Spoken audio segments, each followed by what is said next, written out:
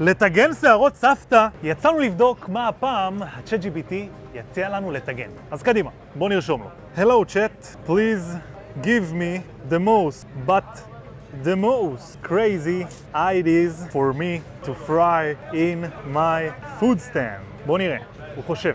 טוב חברים, כהרגלו הוא מציע לי דברים משוגעים, אני אקריא לכם חלק מהדברים. ענבים, ביצה לא מבושלת, גבינה מאוד רכה בלי ציפוי מתאים. what the fuck. בכל מקרה, האופציה האחרונה פה, שממש אהבתי אותה, הוא רשם לי פופקורן, אבל אני חושב שניקח את זה לכיוון אחר ונטגן תירס. אז בואו נלך להביא תירס. טוב חברים, יש לנו פה תירס. מה הולך אחינו?